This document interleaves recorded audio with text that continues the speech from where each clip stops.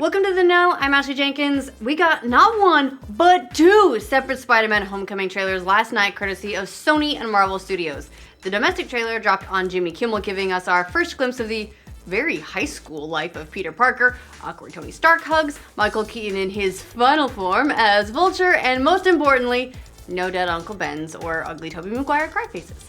The international trailer hit as well with a bit of a slightly different footage if you want to get as much web slinging in as possible, with a few different shots of Keaton and Vulture.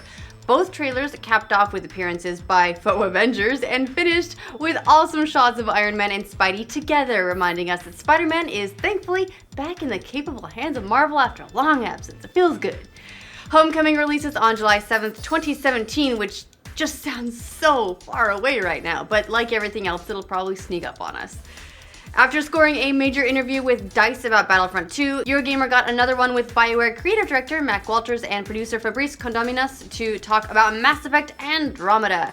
In it, they talked about the upcoming Mass Effect novels, which give a little bit more background about the other Milky Way races who reached Andromeda ahead of your ship, Tempest. They also discussed some of the criticisms they've received about the early animations we saw in the first gameplay trailer, saying that it's something they're absolutely gonna fix. But of course, the big worry is whether or not all that kind of fixing is gonna stick the landing in time for its spring 2017 launch window. EA has previously indicated that they would be willing to delay the game as much as 5 months if they feel the need to.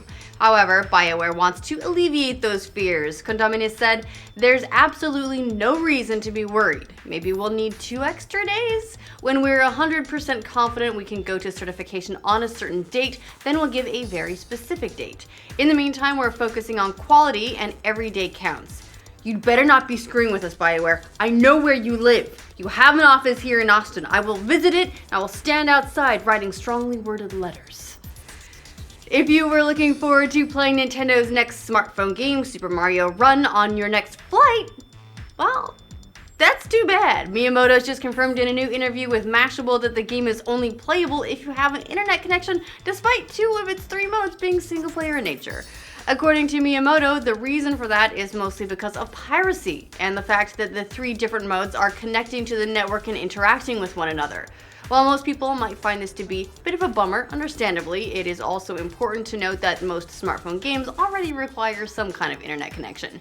It was certainly the case for Pokemon Go, which basically had its servers crippled in the earliest stages because of traffic. Still, not something you would normally find in a single player game that costs $10 for the premium version. You usually have to pay like $50 or $60 for that. Another developer is coming on board to work on Destiny, maybe to help build the sequel? Bungie and Activision have brought on Vicarious Visions to help contribute to the Destiny franchise in an unspecified capacity, Polygon's reporting.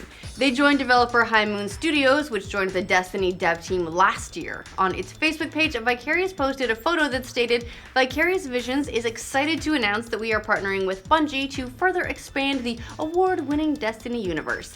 If you're not familiar with Vicarious, they worked on Guitar Hero, Skylanders, and Transformer games, and they're currently making a Crash Bandicoot remaster for the PS4.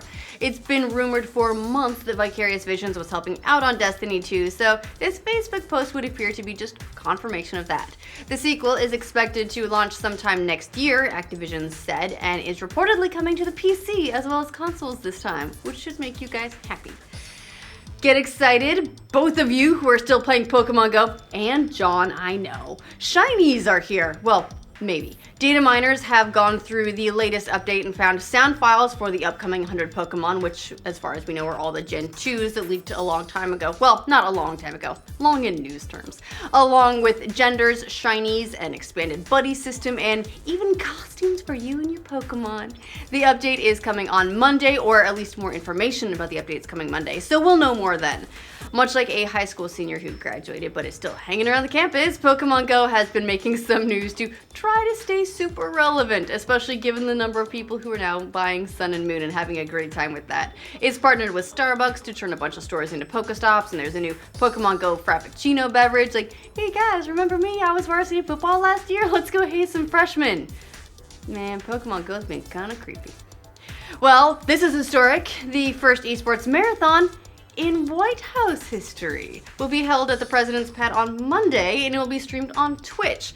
The 4-hour marathon will run from 4 to 8 p.m. Eastern Time and will feature celebrities and gaming pros playing everything from Street Fighter V to Rocket League. Wow, Obama is so done with being president. He's just gaming during work hours now. It's called the White House Competitive Gaming Event. Really catchy title there. And there's a promotional video for it featuring Shaquille O'Neal pretending to be good at Rocket League. Although he owns an eSports team, so maybe he's not faking that funk. It's a part of an effort to get young people to sign up for healthcare coverage under Obamacare. Young adults ages 19 to 25 had the highest uninsured rates before Obamacare, and the White House says that millions of millennials remain uninsured. In case you're wondering, the deadline to sign up for health insurance and get coverage for next year is December 15th. Hence, the event and trying to get people to realize that, I guess, by competitive gaming. Heads up if you have a Galaxy Note 7 phone that hasn't actually burst into flames yet. It looks like Samsung is going to permanently disable them starting as soon as next week. The Verge reports that one Note 7 owner got an alert saying that as of December 15th, Samsung will modify the phone's software to prevent the Note 7 from charging. Samsung hasn't actually commented on this, but it could be the start of the Note 7s being disabled across all major US cell carriers. You'll remember that Samsung first recalled the Note 7 in September after reports of the phones catching fire. It then recalled the replacement Note 7s a month later when they too were found to be overheating. Samsung said last month that it had recovered 85% of Note 7s sold in the US, but that left about 285,000 phones unaccounted for. And a bunch of them are apparently being used by you guys because you keep posting in the comments that you watched this video on a Note 7 because you're crazy. Just risk takers. I like it. Just wear like a flameproof suit if you're gonna do that. Because I guess some people just can't bear to part with flammable phones. Who can blame you, really? That could be why they're going with the complete disabling route, though, to knock out all of the stragglers and you guys specifically. It's like, what's that? I can't hear you over the flames licking at my ear. Man, I should get a less fiery phone. From a possible hostile takeover to fines for insider trading, it's been kind of a tough week at Ubisoft. French stock market regulators have fined 4 executives a total of $1.2 million for selling stock based on insider knowledge. Authorities have said that Ubisoft Montreal CEO Yannis Mallat and 4 other Ubisoft execs all sold stock in the weeks leading up to October 15th, 2013. That's important because that's when the publisher announced that Watch Dogs and The Crew would both be delayed. Significant because the delay caused Ubisoft stock to drop about 25%, and authorities allege that the execs knew about the delay when selling their stock. The AMF fined the executives varying amounts, with Mallat getting hit with the biggest fine of about $700,000. Ubisoft told Kotaku that the company intends to fight the AMF's decision, saying that the execs weren't in a position to know about the delays when they sold their shares. A Ubisoft spokesperson said the company continues to assert that those involved acted in good faith.